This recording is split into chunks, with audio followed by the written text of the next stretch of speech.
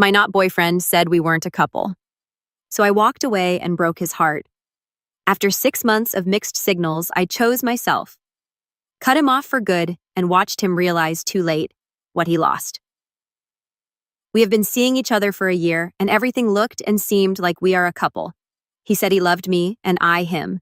He spends every weekend with me, and we have planned our first trip together, etc. Last weekend he was in bed, and I made him pancakes because his birthday was on Tuesday. He was very happy about it and joked that I was spoiling him. I said that I wanted to spoil my man. He said, I am not your man with the same energy. He didn't seem awkward or embarrassed, just as calm with a smile on his stupid face. I didn't take it seriously and said, yeah, I know you are not my man. He was more serious now and said, no, really, I am not your boyfriend. I felt sick, but I tried to be calm and I asked what we are. He said, I don't know. Great FWB. I didn't say anything after that, and he ate his pancakes in silence. Later, he asked if we would do anything. I said that I was planning on cleaning and doing some paperwork. He left after an hour. I ran to the bathroom to be sick, and I probably cried for a solid 2 hours. I couldn't keep anything in my stomach for the rest of the day. He texted that evening thanking me for the breakfast in bed and that he thought I was amazing, but I didn't answer, so he called a few times. I didn't answer. Around 10 p.m., he rang my door. I just opened a jar and pretended I was sick with the flu and was going to bed. He offered to stay the night in case I needed help during the night, and I said no. I didn't answer him on Sunday or Monday, and I didn't wish him a happy birthday on Tuesday either, and I have just been keeping it short texts feigning sickness. He never brought up what he said once. Then yesterday he wrote that he missed me, and that he hadn't gone this long without talking to me since we met, and that he was going mad. He asked if we could at least have dinner. I said that I was very busy. He said, don't you miss me? I said that I was very tired because I was out all night with a guy last night.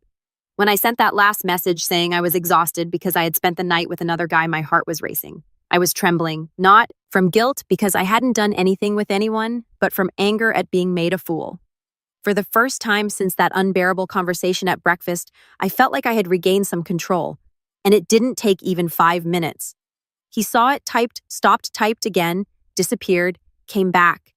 Anxiety took over my chest, but I didn't let it show. I put my phone aside and went to shower as if all of that wasn't corroding every part of my pride. When I came back, there was a response short. Seriously, I read it, ignored it. The game was mine now. 2 hours later, another message. You can do whatever you want. Just don't complain later. I smiled. He thought he was threatening me, but I knew that tone. It was jealousy disguised as arrogance. He always thought he was clever, irresistible, the prize. So convinced that no matter what he did, I would continue there, willing to be the woman who makes pancakes and settles for crumbs of affection. But not this time. At night around 10:30, when the street was already silent and I was already lying down with my face buried in the pillow, I heard the doorbell. My heart raced. I knew it was him. No one else would show up like that unannounced at that hour. I let it ring, then a light knock on the door and another one. I got up slowly without making noise as if I were a thief in my own house. I peeked through the side window. It was him leaning against the wall, arms crossed with that corner of the mouth smile as if you were doing me a favor by being there. Pure arrogance. I didn't open. He grabbed his phone, vibrating. Open up. I just want to talk. You know this tantrum of yours won't last. Tantrum. He thought I was having a tantrum. I replied, you said you weren't my boyfriend. I'm just enjoying my freedom. The response came in seconds. Freedom you never wanted. You'll get tired of this little theater quickly. Call me when it passes. I read that and laughed out loud. A dry, almost nervous laugh. He still believed I would run after him, that I would beg that he was the prize. But that night, the one who got tired was me. Tired of begging for crumbs of dignity. Tired of being called friend with benefits after a year of sharing every weekend. Tired of preparing surprises for someone who didn't even consider me a partner. He knocked again, this time harder. Are you going to keep pretending you're not home now? He shouted low but firm, his voice choked with anger. You weren't like this, you know. What kind of guy did you go out with yesterday? Huh? Was he good, better than me? Silence. I didn't even expect that. He was actually jealous. The king of indifference. Shaken. I almost felt vindicated there, but it still wasn't enough. I opened the window calmly and looked into his eyes. It's none of your business, I replied. You're not my boyfriend, remember? His look transformed. From arrogance came surprise, then anger. You're not going to provoke me, ignore me, and still treat me like just anyone. Understand. But that's exactly what you did to me for a year. He took a step back, breathed deeply. looked at the ground. Then he stared at me again with a forced smile. You'll get tired. You'll realize that none of these guys will know you like I know you. You'll miss it. And when that happens, I'll be here. Don't be, I replied. And I closed the window. That night he left. But I knew it wasn't over. His ego was too big to accept a no as an answer. The jealousy would grow. The insecurity too. And for the first time, I felt the game had turned because he might not call me his girlfriend. But now he was the one who couldn't sleep. And me, I was just beginning. The next morning, I woke up with a heavy head and a tight chest. It was still hard to swallow all of that. His words echoed like an insistent buzzing. You'll get tired. When that happens, I'll be here. He thought he was something in such a disgusting and arrogant way that I felt dirty just remembering that I had gotten involved with him, that I had desired that body, that touch. How could I have diluted myself so much I grabbed my phone and started deleting old conversations? There were hundreds of messages, memes, videos, promises thrown between laughs and nights that in my head meant something to him. Just distraction between one hookup and another. I realize now, but the worst was yet to come. I went out for coffee with Vanessa, my best friend. I needed to talk to someone, get everything out. She had always been my anchor, my lucidity in storms. When I arrived, she looked at me with that worried expression like someone who already felt I was about to collapse. Did he mess up again? She asked before I even sat down. I told her everything from the conversation about not being my boyfriend to the lie about going out with another guy. When I finished, she was silent for a while. Then she breathed deeply, stirring her coffee cup as if weighing each word. Girl, there's something I never wanted to tell you. I thought he would grow up, change, but now I see he never respected you. My stomach turned. What do you remember that time we went to the bar with the college crowd a few months after you two started dating? I nodded, already feeling my blood freeze. So he came to talk to me, he complimented me, kept making too much conversation. At the time, I thought it was just friendliness. But then when you went to the bathroom, he approached and asked if I had ever thought about hooking up with both of you at the same time. I froze, literally. I stayed motionless. Heat rose through my face and my throat closed up. What I told him to go. Asked himself. Of course I said you were my best friend and that he was an idiot. He just laughed, said it was a joke, that the important thing was to enjoy life without labels. And that was it. But after that, I started noticing. He flirted with others too, always on the sidelines. I felt bad, but I didn't want to hurt you. I closed my eyes tightly. How did I not see? How was I so blind? The way he stayed glued to his phone when he was with me, the smiles he exchanged with strangers, the new friendships on Instagram every week. And you're sure that I started to ask, but the answer came before I even finished. Yes, he's already gone out with at least 2 girls from our class. One of them told me he said he had no commitment to anyone, that it was just fun. This while he was with you every weekend. A mixture of disgust, disappointment, and humiliation took over me. I felt like screaming, breaking something, disappearing. He made me pancakes and said he loved me with the same mouth that complimented my friends behind my back. And he still thought I would beg for him. He used me, deceived me, treated me like an option, like a safe base. While he experimented with the world, while he collected bodies, kisses, and glances, I was there giving myself, surrendering, thinking the love was reciprocal. But it wasn't love. It was convenience. It was ego. I spent the rest of the afternoon in silence. Vanessa tried to talk more, but I could only shake my head. The world around me seemed in slow motion. The laughter of other customers in the cafe irritated me. I wanted to get up and scream for everyone to hear. He didn't love me. He lied to me. He's a fraud. But I stayed quiet. On the way home, anger transformed into something even more powerful. Focus. I wasn't going to cry anymore. I wasn't going to hide anymore. He underestimated me, and now he was going to find out what it means to play with the wrong heart. I spent the night awake, sitting on the couch, going over everything, every word, every attitude, every slip. I put together the puzzle, and in the end, I saw the clear portrait of a scoundrel. But this time, I wouldn't just be another piece. The revenge, the one that was being slowly drawn inside me, was almost ready. And when it was put into practice, he would taste the bitter flavor of being disposable the same way he made me feel. The plan began to form that very night, between dry tears and lost gazes at the ceiling. But it wasn't driven just by pain. It was by truth, by the brutal clarity that came after the last disappointment. I didn't just want to disappear from his life. I wanted him to see, for him to feel, for him to live the same discomfort he planted in me during all those months when he pretended to be something he never was. And ironically, the idea came when I thought of the only person who had already warned me about him. Lucas. Lucas was the complete opposite of that idiot. Polite, calm, always with a gentle sense of humor and an honest look. A guy who listened more than he spoke, who didn't need to show off or compete for attention. The first time we met was at a party when my almost boyfriend introduced me to him with that typical tone of possession, as if saying, "This is my girl, don't try anything." Lucas smiled and greeted me with respect. But it was only when we met again by chance at an academic event weeks later that we really talked. I remember his words perfectly from that night. "You seem too nice for someone like him. Just take care of yourself, okay?" At the time, I thought it was an exaggeration. I thought he was being too critical of his own friend. But now, everything made sense. Lucas already knew who he was. He had already seen the rot up close. And now he would be part of my healing. Not because I wanted to play with someone's feelings, but because for the first time, I wanted to put myself as a priority. And yes, maybe a little revenge entered the package. I wanted him to see that there were better men, that there were people who knew how to love, and that the woman he dismissed was desired by someone with more character than he would ever have. Sent a direct message to Lucas, something simple. "Hi, I know this might seem strange, but you're right about him, and I wanted to thank you for being honest. Do you have time this week? I wanted to talk." He replied half an hour later, "I do. Want to have coffee tomorrow?"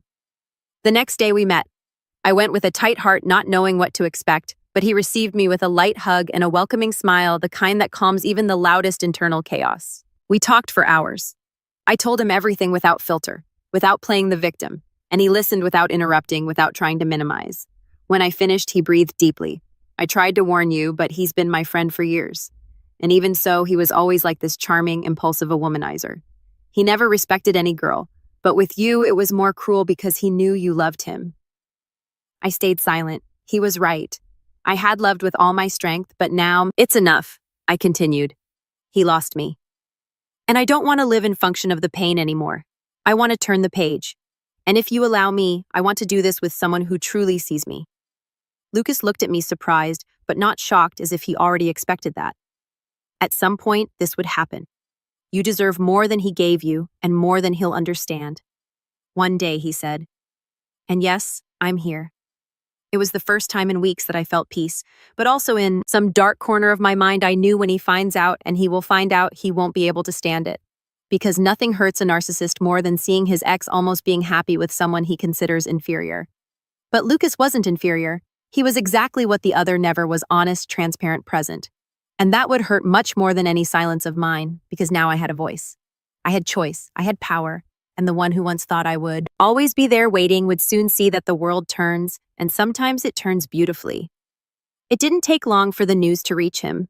I knew it would be a matter of time. Men like him always have eyes and ears everywhere, especially when they think they've lost control over someone they judged predictable. And the truth is, he never imagined, not for a second, that I would be capable of turning the game around. It was on Saturday night. I was with Lucas at a discreet restaurant. Nothing luxurious, but charming, with low lights and a guitar playing in the background. We were laughing at some silly joke. Dessert shared in the middle of the table when I felt my phone vibrate in my pocket. 1, 2, 3 messages in a row. "Are you seriously with him? Have you lost your mind? We need to talk now." I didn't respond. Lucas saw my expression change and asked if everything was okay. I smiled with the most fake tranquility in the world and replied that I would explain later. I stayed there with him present because that moment was mine. For the first time in a long time, I wanted to be selfish. Let him wait, feel brood. It was the least. But the next day he showed up. He didn't even bother to send a message first. He rang the doorbell forcefully, as if he had some right to demand. As if our story was paused and he now decided to press the play button. I opened the door. He was there with a closed face, red eyes, and heavy breathing. The air of an owner, of a wounded man, of an alpha male out of his cage. "Are you hooking up with Lucas?" He spat the question as if it were an offense. "Good morning to you too. Stop beating around the bush. Answer me. Are you really hooking up with him?" I crossed my arms and stared. "I am. Why does it bother you?" He laughed, a mocking and irritated laugh, at the same time running his hand through his hair and walking in circles as if trying to control his own anger. "You're unbelievable with my best friend. Seriously. That's low even for you." "Low," I repeated, feeling anger rise like a high tide. "You're talking about low now after everything you did. It's not the same thing. I never hooked up with any of your friends. But you tried, didn't you?" I shot back coldly. He froze. His eyes widened for a second, then looked away as if searching for a quick escape from his own guilt. What are you talking about Vanessa? You thought she would never tell me that night at the bar. You said you wanted to hook up with both of us at the same time. Remember now. He fell silent. A silence that screamed louder than any justification. That was a joke, he said finally. You know, I talk beyond sometimes. I would never really do that. It wasn't a joke to me or to her. And even if it was, what kind of joke is that? Coming from someone who said he loved me. I love you. Damn it. That's why I'm here. Because I love you and you're throwing this away because of an idiot who shouldn't even be in our circle. Funny. Now you use the word love. But when I made pancakes for your birthday, you said you weren't my boyfriend. That we were just friends with benefits. Remember, that wasn't a joke. You were clear cold convinced. I was confused. I didn't know what I felt. No, you knew. You just didn't want to give up the others. And now that you see me happy with someone who surpasses you in everything, you come here demanding morals. He huffed. He was disarmed but still trying to seem offended. His eyes were full as if they wanted to cry, but pride held back because deep down he didn't feel love. He felt possession, and losing it was the real trigger. He's only with you to provoke me, he said in a last gasp of vanity. No, he's with me because he wanted to, because he respects me, because he listens to me, because he values me, something you never did. He looked at me as if he were seeing a stranger. As if for the first time he understood that I was no longer the woman who made pancakes smiling and waited for a crumb of affection. I was someone else. In this version, he didn't know and wouldn't have the chance to know. Go away, I said firmly, and enjoy the walk to think about everything you lost. He hesitated. He looked around, as if looking for something that would make him stay, but there was nothing left. No excuse, no chance, no us. And I closed the door, not just of the house, but of the story. The following Monday, while I was still processing everything that had happened with the not boyfriend over the weekend, his unexpected visit, the shouting, the look of surprise when he discovered I knew everything, I received a message from Lucas. Hey, I wanted to take you away from routine this week. Want to have dinner with me again? Nothing fancy, I promise. Just me. You and good pizza. I smiled. For the first time in days, I really smiled.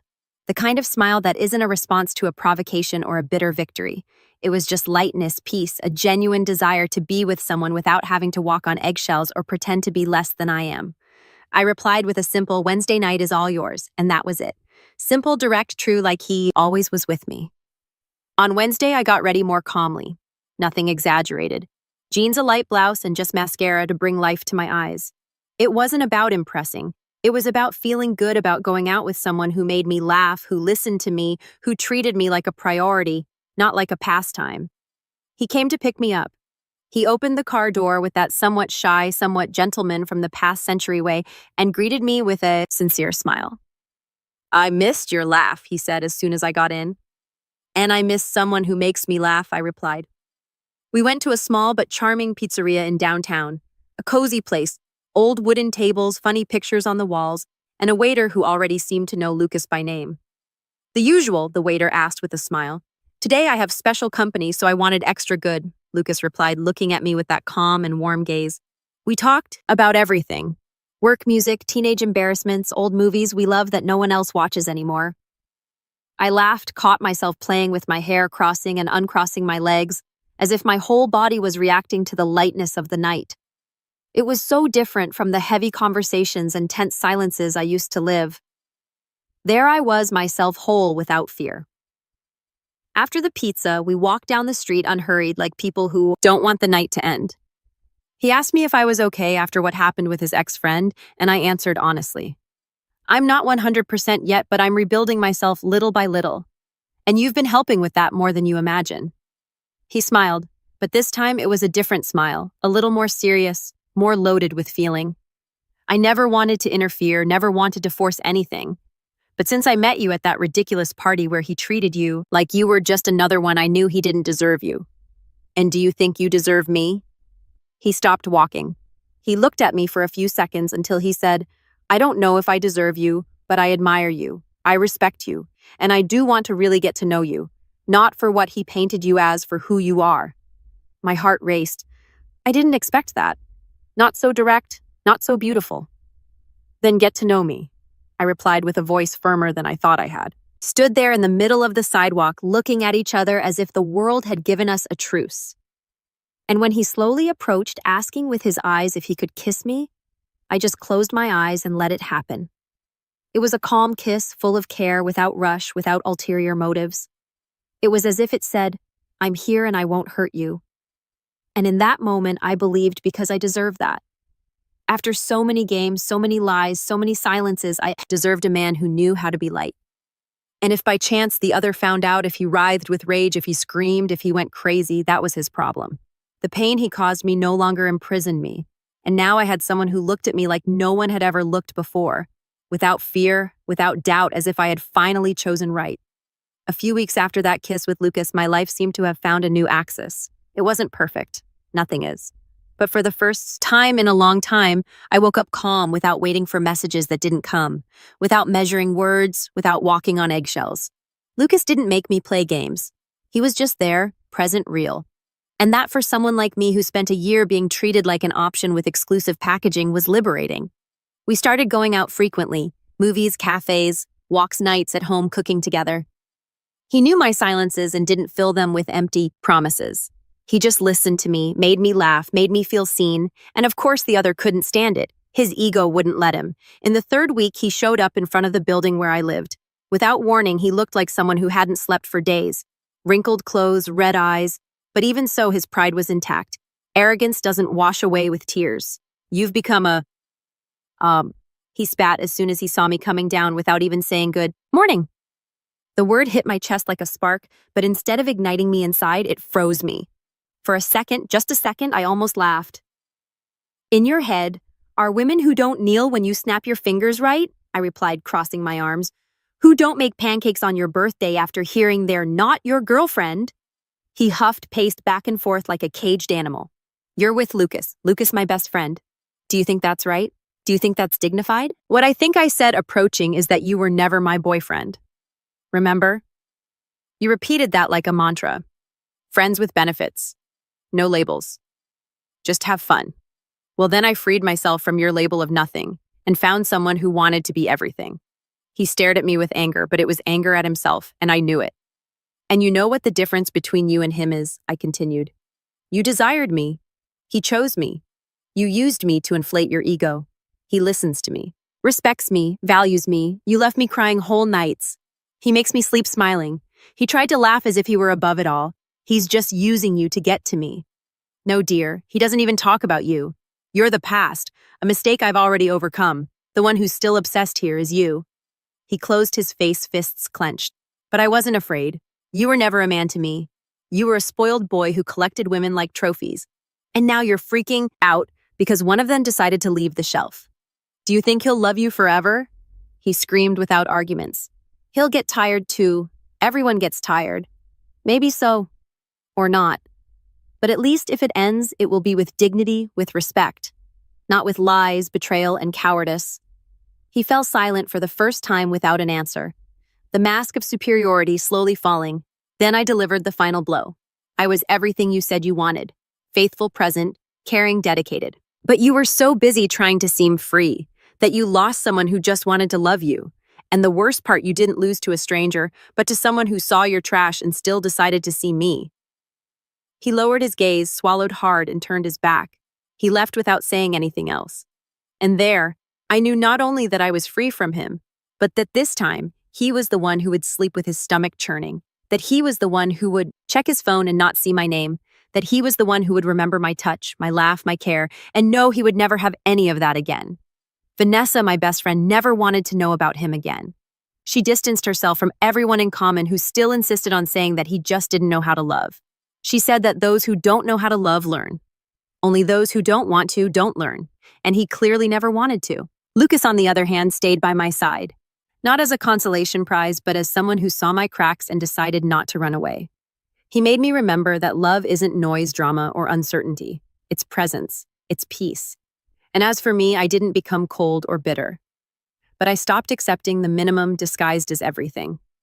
I learned that whoever doesn't claim you doesn't deserve you. Whoever diminishes you when you give yourself isn't a man. He's just a boy playing at having a woman. And especially, I learned that we don't beg for love. We withdraw with class, with dignity, and let karma do the rest. A few months passed since that last confrontation, and the storm finally dissipated from my life. The one who once swore not to be my boyfriend, who laughed at my dedication, my affection, my loyalty, today is nothing more than a distant shadow. I hear from time to time that he still comments about me as if we were an unresolved story. Some mutual friends say he's been quieter, more lost, more bitter. But honestly, I don't care anymore because now I'm happy, truly happy. Lucas and I made our relationship official in a light way without pressure, without social media making a fuss. It was on a common late afternoon after coffee and a walk in the park. He held my hand, looked into my eyes, and said, "I know you came from a place where love was doubt, but with me, I want it to be certainty. If you're still ready to love, I'm here. Not as a prize, but as someone who wants to build something with you." I said yes, and I never regretted it. Today, our days are calm, full of laughter, long conversations, and lingering kisses. He makes me pancakes, and I make sure to remember how good it is to have someone who isn't afraid to say I love you and prove it every day without needing to play games. The pain of the past still exists, but now it's just a scar. It doesn't hurt anymore. It just serves to remind me how much I've grown, how much I deserve, how much I accepted crumbs for so long without knowing there was a feast waiting for me at the right table next to the right person. Lucas was never a trophy of my revenge. He was the unexpected cure, the beautiful detail after so much mess, the soft light after so much darkness. And me, I'm the one he didn't want to claim, who he said wasn't his girlfriend, who he thought would beg for crumbs of attention. Today, I'm the official girlfriend of his best friend, the one who walks hand in hand down the street without needing to hide, the one who is introduced with pride not as a friend, but as the woman I chose. And if there's one thing I learned from all this, it's that whoever doesn't claim you doesn't deserve you. Whoever underestimates you loses you, and whoever knows what they have in their hands takes care of it, loves it, stays,